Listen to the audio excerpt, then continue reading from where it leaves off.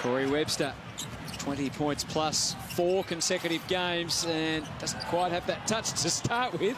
It gets tipped back in nicely by Ashley. It's 9-4. You can hear the gasp from the crowd as they thought that was going down as well. Oh, great block from Ashley. Interesting to watch. Well, you're right. It's adversity at its peak for the Breakers. And if there's one challenge you want to really respond to it, it probably wouldn't be going to the jungle to play Perth. But it's a great start by Tom Abercrombie. And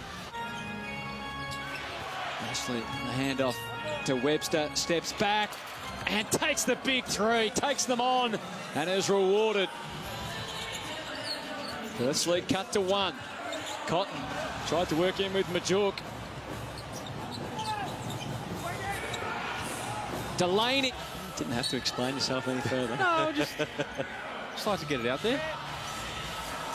Well, maybe an unnecessary contest, then won by Weeks. That was a heads-up play.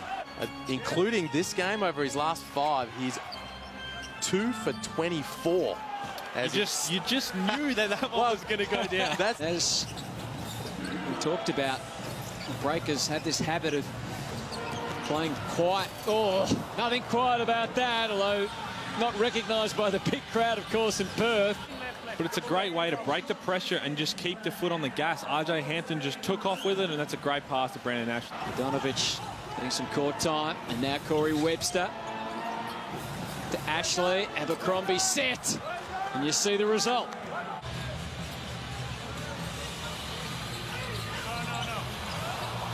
Doesn't quite come to pass. Webster, Martin right in his face, strolls past and keeps him away from the ball, and did that so well, Corey Webster.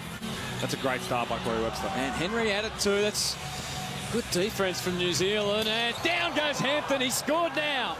Back to 10. Webster beckoning Abercrombie to get there for the screen. Into the corner, and that's filled up nicely. Abercrombie.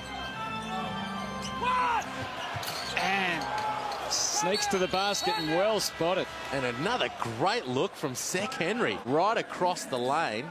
Look at it, puts it in the perfect position for Abercrombie to throw it down. Whether that was a design play, because they ran the one before to let Corey Webster come off the down screen. Webster does get the look for 3. Worked Damian Martin over. That's impressive. Well, it's great to hear that from Sean. Great insight. They ran the little Spain action there on the pick and roll with Hampton. Oh, Damian Martin floating through, was hoping for the fancy little tip in. Instead, it's RJ Hampton plying his trade at the other end of the court. Suddenly, this game is a tight one at 4 points. Corey Webster. He's led the way, and he continues to do so. Such an offensive threat. He seemed to be walking a little bit gingerly, but not too bad. We'll see. It looked like it might be something with the knee or the quad. All the way play. Henry slams it out. Another pass and another. Weeks. They'd love this to drop.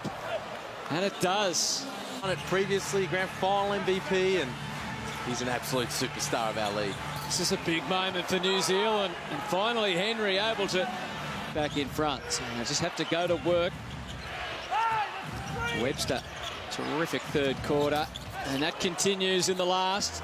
It's back to 6. Now, we've just been told the crowd. And, you know, yes, Kay gets buckets and Dario Hunt, but as you see right here, the actions are actually for those guys, and they know their role so well.